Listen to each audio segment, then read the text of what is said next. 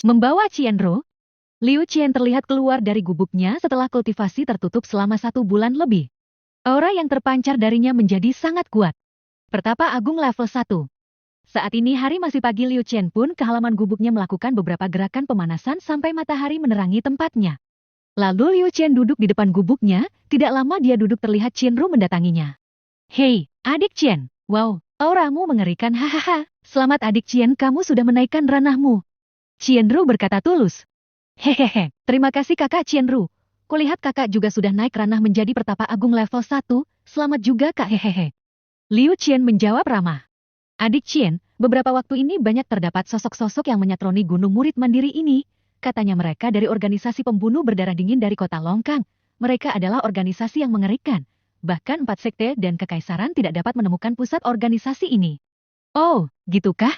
Jadi kemanakah mereka sekarang? Liu Qian mengerutkan dahinya karena dia curiga organisasi pembunuh ini mengincar dia dan Qianru. Katanya beberapa tetua pelindung sekte telah membunuh 7 orang pembunuh dari organisasi pembunuh berdarah dingin ini. Aku juga tidak tahu siapa yang mereka incar, tapi aku dapat mengira dan yakin bahwa mereka itu mengincar kita berdua karena perbuatan kita di alam kuno. Qianru berkata serius. Lagian para tetua itu memperingatkan aku untuk tidak keluar dari sekte. Mereka juga berpesan agar memberitahumu. Qianru melanjutkan keterangannya. Oh, menurut Kak Qianru apa ranah para pembunuh itu dan apa ciri-cirinya? Liu Qian bertanya. Katanya mereka memakai pakaian hitam dan menutup wajahnya, hanya terlihat matanya saja, dan yang menurutku dengar mereka rata-rata memiliki ranah kekosongan level 6 dan 7, lalu ada 2 orang yang terbunuh memiliki ranah kekosongan agung level 1. Katanya itu adalah elit pembunuh bayaran organisasi pembunuh berdarah dingin. Qianru berkata dan sedikit merinding, bagaimanapun apabila organisasi mengirim pasukan elit hal itu menandakan bahwa targetnya susah dibunuh. Dan bayarannya selangit. Yang bahkan tidak takut untuk memasuki sekte dalam yang resiko ketahuannya lebih tinggi karena penjagaan di sekte dalam beberapa kali lipat dari penjagaan sekte luar. Apalagi sekarang di Gunung Murid Mandiri yang sangat dijaga ketat. Bahkan beberapa tetua pelindung sekte selalu bergantian menjaga Gunung Murid Mandiri ini atas perintah leluhur sekte langsung. Kak, apakah kakak akan menaikkan ranah kakak lagi? Aku tahu kakak pasti telah menghabiskan semua pil yang aku berikan dan para pembunuh itu memiliki ranah yang sangat tinggi, kakak pasti susah untuk melawan atau bahkan kita berdua tidak akan sanggup melawan 1 orang pun. Liu Qian tiba-tiba bertanya serius, karena dia melihat Qianru adalah orang yang baik lagian sekarang dia adalah kakak angkatnya, Liu Qian tidak mau melihat Qianru mengalami bencana. Dia berencana mengajak Qianru ke dalam cincin artefaknya. Adik Qian, memang menaikkan ranah itu seperti kita memakan ikan goreng asam manis ya? Tidak gampang adik Qian, kita juga harus memiliki keberuntungan. Qianru menjawab sendu. Kalau kakak ingin menaikkan ranah kakak, aku dapat membantu kakak. Aku tahu tempat yang gampang membuat kakak naik level bahkan menerobos ranah kakak. Liu Qian masih menampil ekspresi seriusnya. Lalu Qianru lama menatapnya dan menjawab. Siapa sih di dunia ini sebagai praktisi kultivasi tidak menginginkan menerobos ke ranah yang lebih tinggi? Tapi mana mungkin ada tempat yang membuat gampang menerobos ranah di dunia ini? Qianru menjawab. Kalau kakak percaya kepadaku, aku bisa membawa kakak ke dunia independenku. Di dunia independenku, kakak pasti dapat naik ranah dengan cepat. Kakak jangan melawan, aku akan membungkus kakak dengan energi spiritualku sekarang. Lalu Liu Qian membungkus Qianru dan memasukkan ke dalam cincin artefaknya. Lalu Liu Qian pun memasuki cincinnya juga. Qianru yang masuk ke dunia cincin tertegun. Apakah ini dunia independen adik Qian? Energi spiritual di sini sangat pekat. Lalu tiba-tiba Liu Qian muncul di sampingnya membawa Qianru pergi ke formasi jaring pengumpul energi spiritual. Kak masuk dan berkultivasilah dan apabila kakak ingin mengokohkan pondasi kakak, kakak bisa datang ke ruangan samping dari ruangan pengumpul energi ini, ataukah sekarang kakak akan memperkuat pondasi kakak? Liu Qian membawa Qianru ke ruangan yang telah dibungkus formasi gravitasi bumi tingkat 1, Liu Qian membuat ruangan bertingkat, makin ke atas maka tekanan gravitasi semakin meningkat, di ruangan bawah tekanan gravitasinya 100 kali lebih kuat dari dunia luar, sedangkan makin ke atas tekanannya akan bertambah 2 kali lipat dari bawahnya. Qianru pun mulai memasuki ruangan pertama. Qianru terduduk merasakan gravitasi di ruangan ini. Kakak harus membiasakan diri sambil berlatih. Apabila sudah terbiasa kakak boleh naik ke atas dan apabila kakak merasa pondasi kakak sudah mantap kakak berkultivasilah di ruangan pengumpul energi spiritual. Lalu Liu Qian meninggalkan Qianru untuk berlatih, sedangkan dia menuju ke ujung dunia cincin artefaknya untuk berlatih seni bela diri pukulan naga sakti jurus ketiga yaitu kibasan ekor naga. Dia sudah melihatnya di dunia independen mutiara inti abadi dan dia akan mencobanya di dunia cincin artefaknya. Tetapi lebih dulu dia membuat formasi pelundung berbentuk kubah raksasa agar efek dari jurusnya tidak kemana-mana. Lalu Liu Qian mengalirkan energi spiritualnya, udara di sekeliling tubuhnya langsung bergetar dan mulai bergerak kacau. Lalu energi Liu Qian membentuk pusaran yang panjang dan bercahaya berbentuk naga dan samar terdengar rongan naga yang menyeramkan. Lalu sang naga cahaya melip menghantam bumi dengan cakar dan pukulannya, lalu diakhiri dengan kibasan ekornya. Bumung! Bumi bergetar, debu dan kerikil berhamburan menutupi area pusat pukulan Liu Qian. Setelah debu menghilang terlihat kawah berdiameter 100 meter dan kedalaman 30-an meter. Ini lebih kuat dari jurus pertama dan kedua, bagaimana kalau dengan jurus keempat, mata ilahi naga langit? Liu Qian berkonsentrasi mengalirkan energinya ke tubuhnya dengan sedemikian rupa, lalu energi tersebut mengalir ke kepalanya dan tiba-tiba. Wesh! Sebuah sinar cahaya kecil naik ke langit dan membentuk sebuah mata raksasa berwarna biru, memandang ke bawah dengan pongah, seakan menganggap dunia di bawah kakinya dan tidak ada seorang pun yang dapat menandinginya, lalu mata tersebut mengeluarkan sinar dan menembak ke bumi. Duhua arar! Bumi bergetar kuat, debu dan batu beterbangan, setelah beberapa saat terlihat hanya lubang berukuran 30 cm saja tapi kedalamannya melebihi 500 meter. Ih, sangat dalam, untung saja sudah kubuat formasi pelindung, kalau tidak dunia cincin ini bisa rusak, tapi dengan mata naga langit aku juga bisa melihat semuanya dari langit. Hahaha, keren. Sambil melompat kegirangan, Liu Qian tertawa senang.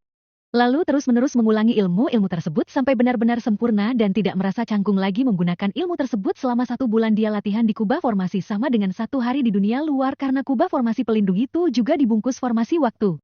Setelah berlatih dia lalu masuk ke formasi pengumpul energi spiritual yang diberinya nama ruangan energi spiritual untuk menaikkan level. Liu Qian selalu gampang untuk naik level tapi sangat susah untuk naik ranah. Di ruangan energi spiritual juga telah dibungkus dengan formasi waktu. 1 hari di luar sama dengan 1 tahun di dalam ruangan. Liu Qian memasuki ruangan pengumpul energi spiritual dan memulai menyerap energi di ruangan itu dengan mengaktifkan ketiga dantiannya. Wusyuh!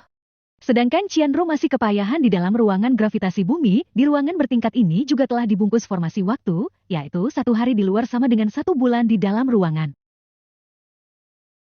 Naik ranah. Sekarang di ruang energi spiritual terdapat Liu Qian dan Qianru. Qianru telah memantapkan pondasinya di ruangan gravitasi bumi tingkat 1, lalu pindah untuk berkultivasi menaikkan levelnya, mereka terus berkultivasi selama 1 tahun. Sehari di luar terlewati, tetapi di ruangan energi spiritual di cincin artefak Liu Qian mereka telah berkultivasi selama 1 tahun, Liu Qian telah meningkatkan ranahnya menjadi pertapa agung level 9 dalam 6 bulan, tetapi tidak dapat menjebol dinding penghalang dantiannya untuk menaikkan ranah menjadi kekosongan level 1, sedangkan Qianru yang telah menjebol dinding penghalang untuk menerobos ranah kekosongan pun langsung keluar dari ruangan tersebut dan masuk ke ruangan gravitasi bumi, begitu terus sampai 1 tahun mereka begitu sama dengan 1 hari di dunia luar. Qianru lalu mencoba naik ke lantai 4 karena lantai 3 dia sudah merasa terbiasa biarpun agak sedikit berat, di lantai 4 Qianru hanya dapat berdiri selama 5 menit lalu secepatnya keluar dan memuntahkan darah segar.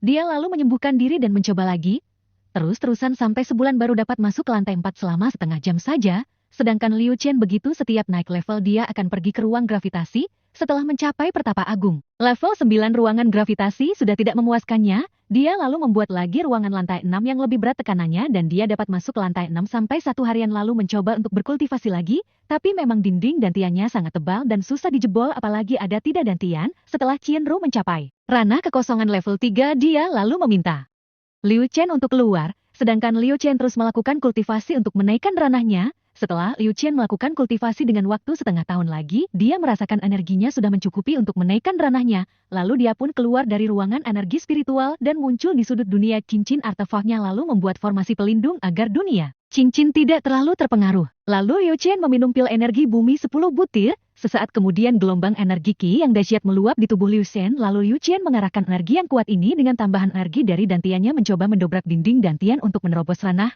lalu krek krik, boom.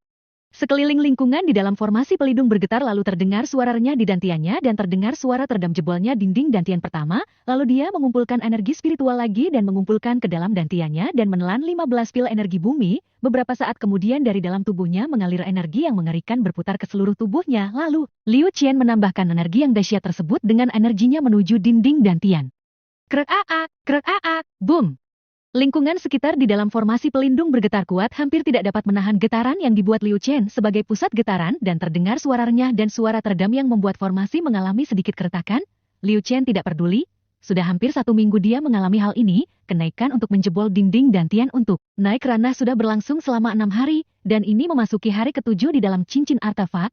Lalu Liu Chen mengumpulkan energi spiritual lagi ke dalam dantiannya selama 1 minggu. Kemudian setelah merasa kuat dia pun meminum pil energi bumi sebanyak 20 butir untuk memantapkan energi penjebol dinding dantian terakhir menuju ranah kekosongan. Aliran energi spiritual yang sangat dahsyat di dalam tubuh Liu Chen terus berputar cepat lalu Liu Chen mengarahkan ke dinding dantian berulang-ulang dengan bantuan energi 3 dantian yang telah dikumpulkannya.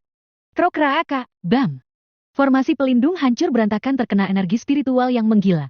Lalu terdengar suara renyah dan hancurnya dinding penghalang dantian, lalu Liu Chen kembali menelan pil energi bumi untuk memulihkan energi di dantiannya karena dia akan bersiap-siap menerima hukuman langit. Setelah memurnikan energinya lalu Liu Chen membuat formasi pelindung di dunia cincin artefak agar guncangan yang disebabkan petir surgawi tidak terlalu merusak isi dunianya. Beberapa saat berlalu langit menjadi gelap, angin pun menggila guntur bersahut-sahutan lalu. Dedua arar. Guntur menghantam tubuh Liu Chen yang telah siap menerima hantaman petir surgawi yang mengerikan. Hantaman pertama Liu Chen masih terlihat sedikit terluka. Petir ini lebih besar daripada petir ketika Liu Chen menaikkan ranahnya ke Pertapa Agung. Hal ini membuat Liu Chen sedikit tertekan. Sampai pada petir keempat Liu Chen sudah babak belur, tapi masih dapat bertahan, dan setelah petir kelima kondisi Liu Chen memprihatinkan, langit masih bergemuruh akan memuntahkan petirnya. Liu Chen sudah terpental ratusan meter dari pertama kali dia menerima petir surgawi, pakaiannya sudah tidak ada yang melekat di tubuhnya. Dehuap ararar. Petir surgawi ke-6 membuat Liu Chen terpental hampir sejauh 500 meter dan tubuhnya sangat memprihatinkan, luka bakar menghias di sekujur tubuhnya, dan dia terkapar. Langit kemudian kembali normal, Sayong yang sangat cemas lalu melesat mengangkat tubuh Liu Chen dan mendudukannya. Liu Chen membuka matanya dan tersenyum kecut, seluruh tubuhnya terdapat riak-riak petir kecil berderak-derik, lalu dia meminum pil penyembuh dan pil energi bumi 1 jam berlalu Liu Chen kembali ke kondisi semula. Tubuhnya terlihat seperti sebuah kristal yang tembus pandang yang bersinar dan tampak kokoh, dia seperti dilahirkan kembali, ranahnya telah mencapai kekosongan level 1. Lalu dia memakai pakaiannya dan pergi ke istana membersihkan diri. Di dunia luar Liu Chen telah melakukan kultivasi tertutul selama 2 minggu lebih. Lalu Liu Chen melihat Lexi yang selalu mengikutinya. Sekarang tubuh Lexi sudah setinggi 1,5 meter dan panjang 2 meter lebih dengan bulu leher yang lebat dan bulu di moncongnya berwarna putih. Hai Lexi, sudah mulai besar kamu. Liu Chen mengelus kepala Lexi.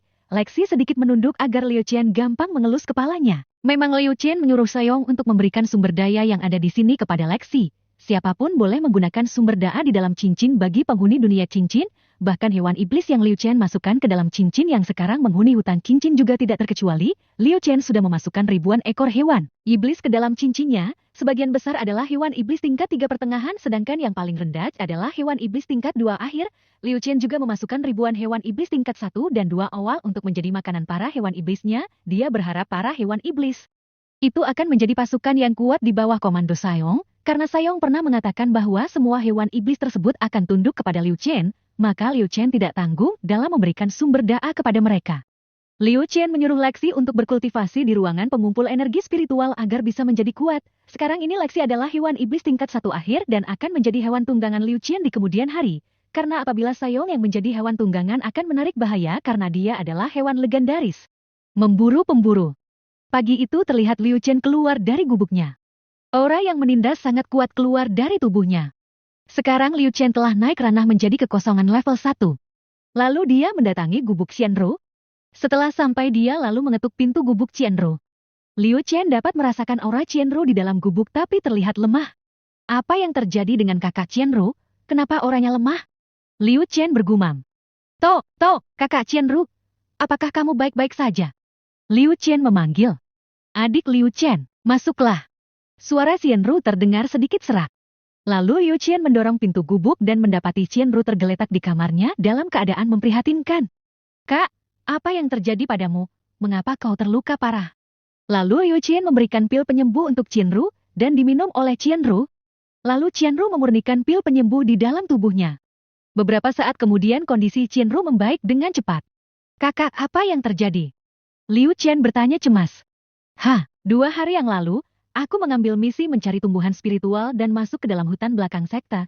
Setelah berjalan memasuki hutan di tengah perjalanan aku dihadang oleh 2 orang pembunuh yang memang menunggu di hutan selama ini. Mereka memiliki ranah kekosongan level 5. Kami bertempur, ternyata mereka sangat kuat. Beberapa jam kami bertempur aku melarikan diri secepatnya sambil menahan luka di tubuhku. Untung di gerbang hutan ada tetua pelindung yang ikut menjaga gerbang, beliau menyelamatkan aku dan membawaku ke gubuk. Qianru menjelaskan. Mereka mencari mati, aku akan ke gedung misi untuk mengambil misi ke hutan. Akan kuhabisi para pembunuh itu. Tatapan Liu Chen menjadi dingin penuh dengan aura membunuh yang kental yang bahkan membuat bulu kepala Qianru berdiri. Lalu Liu Chen pergi ke gedung misi saat itu juga. Qianru hanya menatap kepergian Liu Chen. Kondisi Qianru sedang tidak berdaya, kalau sehat pasti dia akan ikut Liu Chen pergi ke hutan. Qianru hanya menatap punggung Liu Chen. Qianru yakin dengan kemampuan Liu Chen. Apalagi Liu Chen memiliki pengawal mengerikan. Qianru tidak tahu bahwa pengawal Liu Chen adalah seekor hewan legendaris. Qianru hanya tahu bahwa pengawal Liu Chen seorang pemuda sebaya dengannya karena Xiao ketika bertemu dengan Qianru di dalam cincin artefak berwujud seorang pemuda 18 tahun.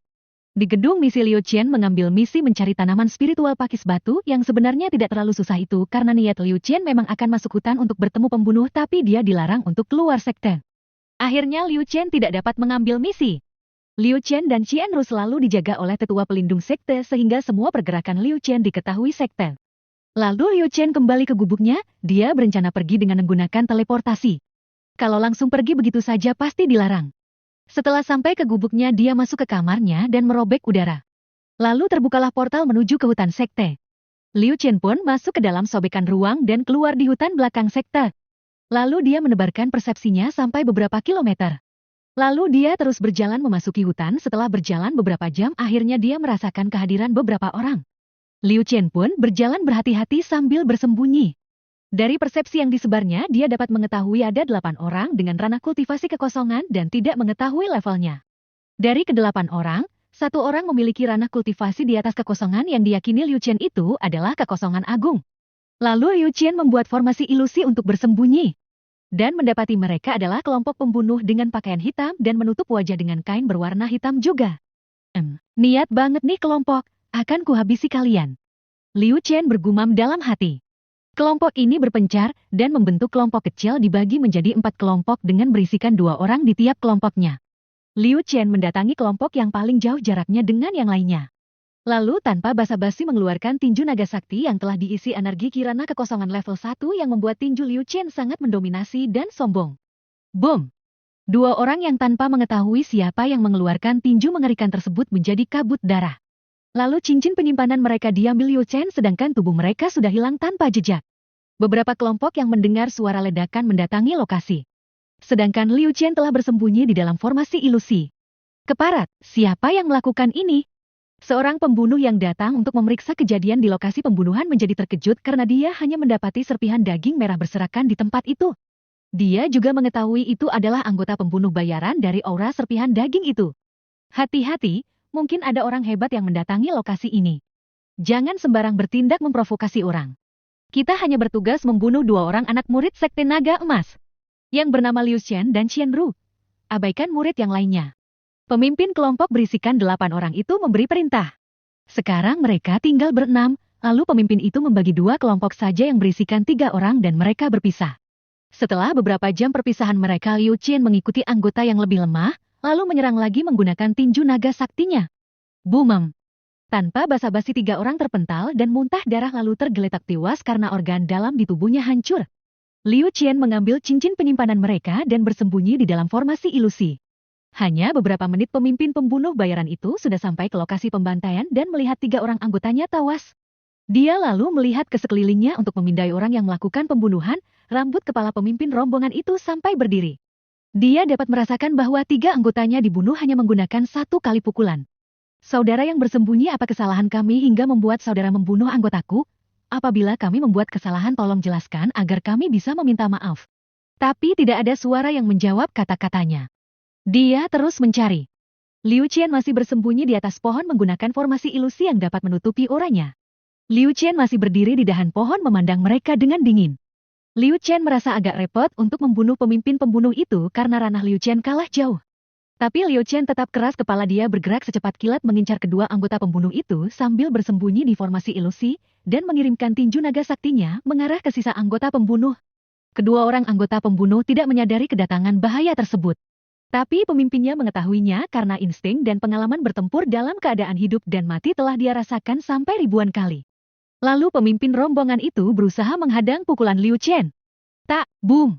Pukulan Liu Chen sebagian tertepis. Tapi satu orang anggota pembunuh itu tetap tersambar pukulan Liu Chen dan langsung tewas. Sedangkan satu orang lagi selamat karena ketua mereka menepis pukulan Liu Chen. Wajahnya pun pucat pasi dan gemetar melihat temannya langsung tewas. Keparat, siapa kau? Pemimpin kelompok itu menghardik karena dia belum dapat melihat wujud Liu Chen. Tapi dapat mengetahui keberadaannya sekarang. Liu Chen lalu membuka tabir formasinya. Akulah orang yang kalian buru, sekarang biar kalian merasakan bagaimana perasaan diburu. Liu Chen berkata dingin dan menatap sisa buruannya dengan tatapan setajam elang dan aura membunuhnya sangat kental mempengaruhi mental keduanya. Baguslah kalau kamu sudah datang menyerahkan diri. Biar ku selesaikan misi ini.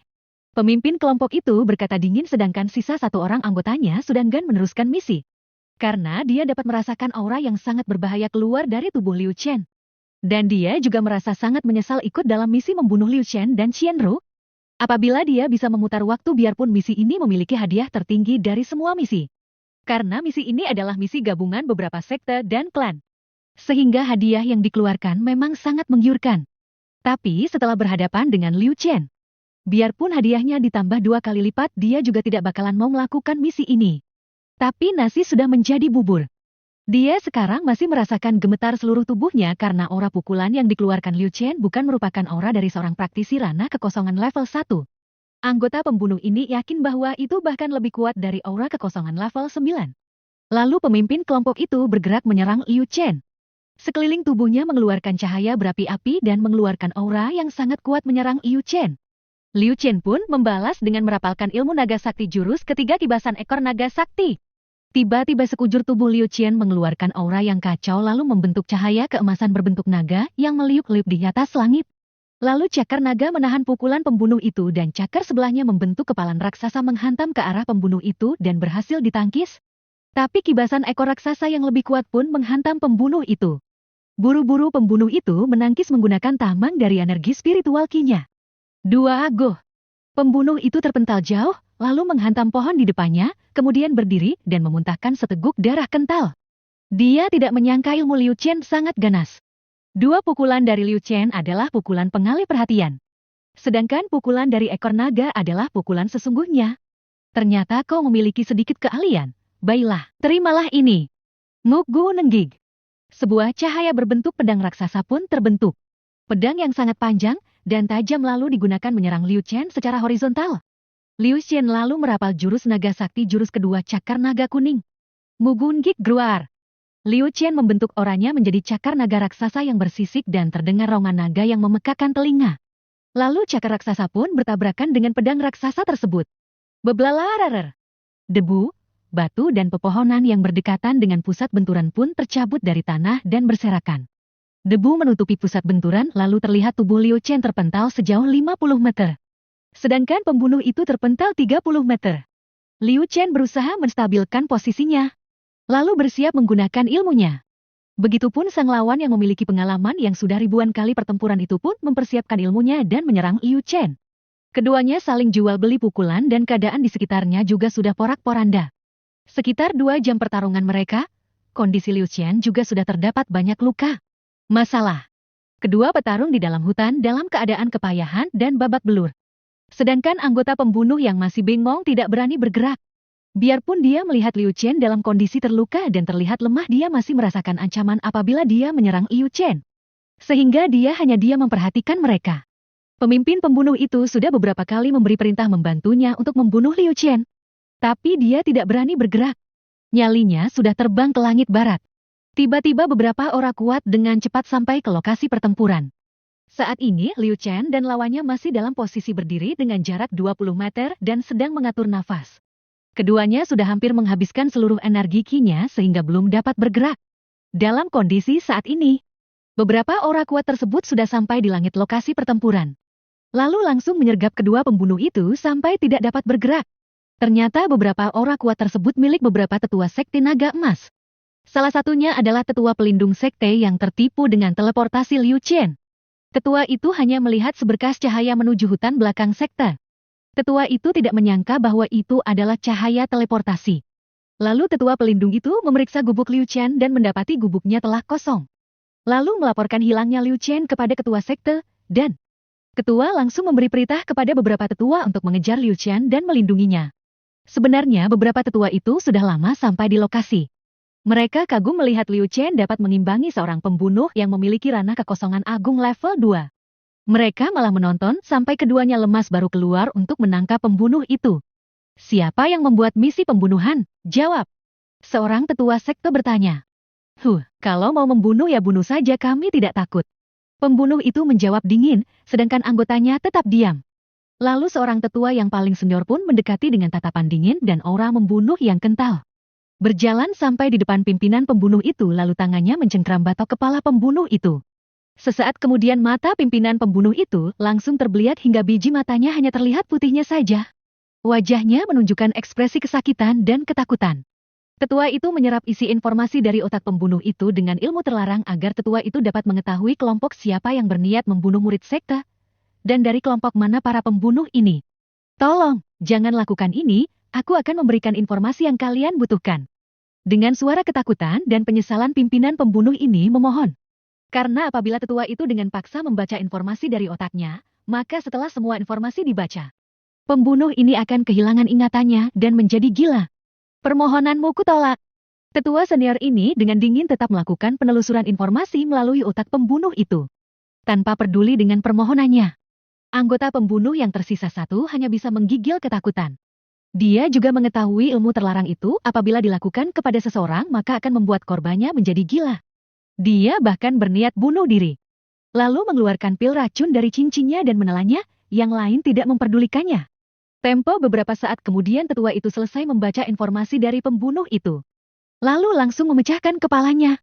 Krak, dam. Hanya suara renyah yang teredam terdengar. Kepala pembunuh itu langsung pecah.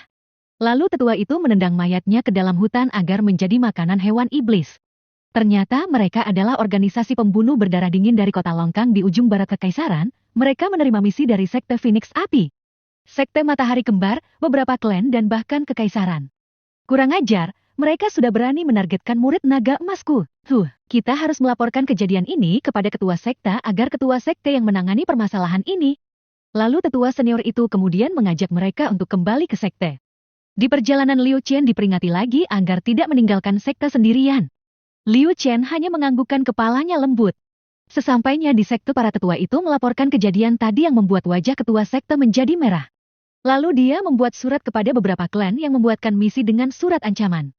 Apabila misi tidak dicabut oleh beberapa klan tersebut selama 3 hari dari sampainya surat di tangan para patriark klan maka Sekte Naga Emas memastikan klan tersebut akan dihapuskan dari dunia Qingxuan.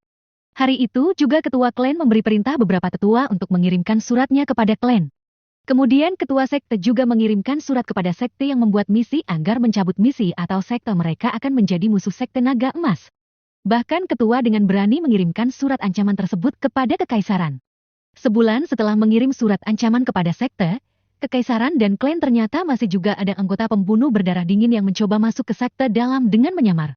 Untung saja tetua pelindung sekte mendahului pembunuh itu dan berhasil menghadangnya.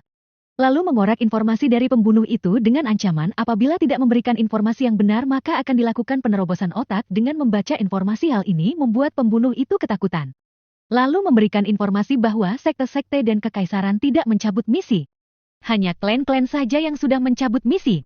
Sedangkan kedua sekte dan kekaisaran yang memberi misi bahkan menambahkan hadiahnya. Hal ini membuat berang para tetua dan ketua sekte. Lalu ketua sekte kembali ke ruangannya memikirkan bagaimana untuk menyelesaikan permasalahan ini. Beberapa hari kemudian ketua sekte memanggil Liu Chen dan Shinru ke ruangannya. Beberapa saat kemudian terlihat Liu Chen dan Shinru berjalan masuk ke ruang ketua sekte. Lalu Liu Chen dan Shinru menangkupkan tangannya ke depan dada dan sedikit membungkuk. Liu Chen dan Shinru memberi hormat kepada ketua sekte. Duduklah, ada yang ingin aku tanyakan kepada kalian nak. Ketua sekte pun mempersilahkan Liu Chen dan Shinru untuk duduk. Setelah Liu Chen dan Shinru duduk dan meminum teh yang sudah disediakan di meja mereka, lalu ketua sekte berkata, "Nah, tahukah kalian bahwa dua sekte yaitu Sekte Phoenix Api dan Sekte Matahari Kembar membuat misi untuk membunuh kalian kepada organisasi pembunuh berdarah dingin dari kota Longkang? Yaitu kota sebelah barat Kekaisaran Ongte. Bahkan Kekaisaran juga ikut memberikan misi membunuh kalian. Sekte telah melakukan yang terbaik. Tetapi mereka menentang Sekte Naga Emas kita. Target utama adalah kalian berdua. Sedangkan beberapa waktu ini beberapa murid sekte telah hilang. Yang menurut penyelidikan sekte bahwa mereka terbunuh oleh organisasi pembunuh berdarah dingin. Menurut kalian bagaimana? Ketua sekte berkata hati-hati, bagaimanapun keduanya adalah genus sektenya. Liu Xian lalu menjawab, terima kasih selama ini Sekte Naga Emas selalu melindungi kami. Kali ini ketua sekte tidak perlu cemas, kami akan menyelesaikan masalah ini dengan mendatangi organisasi pembunuh berdarah dingin di kota Longkang. Liu Chen berkata tulus. Qianru sedikit terperanjat lalu mengiyakan dia yakin dapat menghancurkan sarang organisasi pembunuh berdarah dingin ini karena Liu Chen memiliki kartu truf yang menyeramkan. Tetapi ketua sekte berkata, bukan itu maksudku, kalian akan ditempatkan di tempat leluhur sekte agar keamanan kalian lebih terjamin dan biarkan sekte yang menangani sisanya. Ketua sekte berkata cemas. Lalu Liu Chen mengeluarkan sayong dari cincinnya. Sosok pemuda berumur 18 tahun pun muncul di ruangan ini. Orangnya sangat mencekam. Bahkan ketua sekte sedikit gemetar. Terima kasih atas perhatian ketua kepada kami, tetapi dengan adanya saudaraku ini, kurasa ketua tidak perlu cemas, bahkan kekaisaran pun dapat dihancurkan saudaraku ini. Liu Chen sengaja mengeluarkan sayong agar ketua sekte percaya bahwa mereka dapat menyelesaikan permasalahan ini dan dengan terpaksa sedikit berkata sombong. Budak. Lama ketua sekte berpikir, Liu Chen dan Qianru hanya duduk berdiam. Setelah memikirkan masalah organisasi dan sekte serta kekaisaran, ketua sekte pun berkata, oke, aku bisa menyetujui kemauan kalian. Tapi setelah menyelesaikan permasalahan, kalian harus kembali ke Sekte Naga Emas, dan kalian jangan melupakan bahwa sekte ini adalah sekte kalian. Bagaimana? Ketua sekte berkata cemas, bagaimanapun dia yakin bahwa kedua orang ini terutama Liu Chen memiliki masa depan yang gemilang. Dia tidak mau kehilangan mereka, tetapi juga harus merelakan mereka menempuh bahaya. Sebenarnya dia ingin mengikutkan salah satu tetua senior agar bisa menjaga keselamatan mereka berdua, tapi dia juga mengetahui bahwa tidak mungkin menyertakan salah satu tetua, sedangkan Liu Chen memiliki saudara yang bahkan leluhur sekte pun tidak berani menyinggungnya dan dia yakin apabila saudara Liu Chen ini menyerang kekaisaran. Bahkan di kekaisaran tidak ada seorang pun yang sanggup menyinggung saudara Liu Chen ini. Dan satu lagi, apabila kau memerlukan bantuan dari sekte, langsung katakan saja. Apabila kamu bermaksud menghancurkan satu kekuatan yang memerlukan banyak tenaga, Sekte Naga Emas siap membantu. Ketua sekte memberi peluang kepada Liu Chen. Baiklah ketua sekte, untuk sementara ini kami belum memerlukan bantuan, tapi kedepannya kalau kami memerlukan bantuan dengan banyak tenaga, pasti kami akan memberitahu ketua sekte. Liu Chen menjawab dengan pandangan hangat, karena sekte sangat mendukungnya. Dan bahkan apabila kamu berniat berperang dengan kekaisaran, Sekte Naga Emas siap berdiri di depanmu. Ketua sekte dengan pemikiran sedikit gila pun berkata, terima kasih banyak ketua sekte, kami tidak akan melupakannya. Tatapan Liu Chen menjadi hangat, dia sudah menganggap sekte adalah rumah keduanya selama 1 tahun di sekte. Dia merasakan keramahan ketua sekte dan para tetua gunung. Lalu Liu Chen dan Qianru pun permisi untuk kembali ke Gunung Murid Mandiri untuk bersiap-siap. Keesokan harinya mereka pun keluar sekte melalui gerbang depan sekte tanpa ragu dan khawatir sedikit pun. Liu Chen lalu mengeluarkan Lexi yang sekarang sudah memiliki kekuatan hewan iblis tingkat 2 pertengahan, dan tubuh sebesar kerbau. Liu Chen sengaja mengeluarkan Lexi, dia ingin menungganginya. Ayo kak naik, Lexi kamu harus kuat ditunggangi, kalau tidak kamu tidak akan aku ajak keliling lagi. Seakan mengerti bahasa Liu Chen, dia pun melolong sambil mengibaskan ekornya ke kanan dan ke kiri. Lalu melesat secepat yang dia bisa mengarah ke kota kekaisaran. Mereka pun bergerak cepat. Selama 2 hari mereka telah melewati batas kekuasaan Sekte Naga Emas. Dan setelah berjalan selama setengah hari setelah melewati batas kekuasaan sekte, akhirnya mereka dihadang oleh 5 orang pembunuh dari organisasi pembunuh berdarah dingin. Ranah tertinggi mereka hanya 1 orang, yaitu ranah kekosongan agung level 3, sedangkan 4 lainnya kekosongan level 1. Tatapan mereka sangat dingin dengan aura yang sangat mendominasi dan aura pembunuhnya sangat kuat. Hahaha, akhirnya kalian keluar dari sekte. Sudah lama kami menunggu kalian melewati jalan ini, sekarang kalian harus menyerahkan kepala kalian agar mayat kalian utuh. Hahaha. Pemimpin tersebut berkata dingin dan arogan, dia merasa sangat mampu untuk membunuh keduanya. Lexi menjadi marah lalu menggeram. Hehehe, dasar sampah dari organisasi pembunuh bayaran pembunuh berdarah dingin, kami baru berniat mencari kalian untuk membunuh sampai ke akarnya. Liu Chen berkata dingin dengan tatapan kejam dan mendominasi, sedangkan Qianru juga bersiap-siap untuk bertempur. Dasar bocah, kau tidak menyadari berhadapan dengan siapa? Seperti anak sapi yang baru masuk hutan, melihat harimau berpikir itu adalah teman. Haha. Pemimpin tersebut mengejek Liu Chen. Oh, apakah begitu atau bukan sebaliknya? Pemburu jati buruan, hehehe. Liu Chen berkata datar dan dingin, dia lalu menyuruh Lexi masuk ke cincin membuat Lexi ngambek. Nyik, Kain. Lexi juga ingin bertempur membela Liu Chen. Tapi Liu Chen tidak mau Lexi terluka. Kau kurang berlatih Lexi, kali ini biar Sayong yang membantai mereka, kamu berkultivasilah dengan rajin agar kamu juga bisa ikut bertempur. Lalu Liu Chen langsung memasukkan Lexi dan mengeluarkan Sayong. Roar. Sayong yang dikeluarkan dari cincin artefak lalu berubah ke wujud aslinya seekor singa emas langit yang legendaris. Dengan tinggi hampir mencapai 50 meter dan panjang seratusan meter, dengan aura yang sangat mengerikan dan ganas, membuat para pembunuh bergetar ketakutan. Bagaimana, kalian akan dimakan bagian mana dari tubuh kalian dahulu, kepala duluankah atau kedua kaki atau kedua tangan dahulu? Liu Chen menggoda para pembunuh itu yang sekarang tengah ketakutan dan wajah pucat seluruh tubuh mereka bergetar dengan keras. Pakaian mereka sudah basah, bahkan dua orang sudah basah celananya. Mereka sangat-sangat menyesal mengambil misi ini. Mereka sangka misi ringan untung banyak, ternyata para pembunuh itu masih terpaku tidak berani bergerak. Kalau kalian tidak menjawab, baiklah akan kusuruh saudaraku untuk menyantap bagian kepala kalian dahulu, lalu sisanya dimakan hewan iblis hutan di sini. Liu Chen menggertak mereka yang bahkan membuat mereka semakin ketakutan. Ya, jangan tuan muda, kami tidak berani. Tolong Eyang, ampuni kami. Ketua pembunuh itu memohon ampun kepada Liu Chen, lalu Liu Chen mempunyai ide. Sekarang di cincin artefaknya tidak memiliki pelayan, menjadikan praktisi ranah kekosongan dan kekosongan agung level 3 juga lumayan. Dia pun berkata, baik, kalian akan aku ampuni tapi dengan syarat kalian harus menjadi budakku, kalau tidak saudaraku sangat menginginkan daging segar kalian. Liu Chen menggertak lagi, sedangkan Qianru sedikit menyunggingkan bibirnya. Setelah lama berpikir, salah satu anggota pembunuh melarikan diri yang langsung disergap Sayong yang kecepatannya bahkan puluhan kali lebih cepat. Sayong langsung menggigitnya lalu menelannya. Hal ini membuat sisa yang lainnya lebih takut hingga berlutut dan bersedia jati budak Liu Chen. Sedangkan pemimpinnya masih terdiam berdiri menatap Liu Chen. Sayong saudaraku, sepertinya pemimpin mereka ingin menjadi makan siangmu. Apakah kamu mau? Kalau bisa pelan-pelan saja, pertama kedua tangannya dahulu baru kedua kakinya, setelah itu baru kepalanya. Hehehe, enakan saudaraku? Liu Chen sengaja berbicara dengan Sayong dengan suara yang kuat. Sayong yang mengerti langsung menggeram dan aura ganas pun menyeruak dari tubuhnya lalu Sayong berjalan perlahan-lahan, selangkah demi selangkah. Sedangkan pemimpin pembunuh itu menjadi sangat takut. Dia sadar setelah melihat anggotanya yang melarikan diri, lalu disergap. Sayong hanya memerlukan 1 detik untuk mengejar anggotanya yang telah berlari sejauh 100 meter. Bagaimanapun kecepatan yang ditunjukkan Sayong sangat mengerikan, jauh lebih cepat dari yang dia bisa. Lalu setelah Sayong tinggal 2 langkah dan bersiap dengan gaya menjilat bibirnya dan meneteskan air liurnya membuat pemimpin itu pucat pasi gemetar lalu langsung berlutut dan berteriak. Baik, aku menyerah dan bersedia jati budakmu tuan muda. Hahaha, bagus, kalian jangan melawan, aku akan membuat segel budak di dahi kalian. Lalu Liu Chen membuat segel budak dengan menggunakan segel tangan. Wush. Terlihat cahaya pola bulat dengan simbol-simbol kuno sebanyak 4 buah lalu terbang memasuki kepala para pembunuh itu melalui dahinya. Kalian akan selamat kalau dalam pikiran kalian tidak ada pikiran berkhianat, tapi sedikit saja pikiran kalian hianat maka otomatis simbol itu akan mecahkan kepala kalian. Sekarang jangan melawan, aku akan membungkus kalian dengan energiku. Lalu Liu Chen membungkus mereka dengan energinya dan memasukkan mereka ke dalam cincin artefaknya bersamaan dengan Sayong.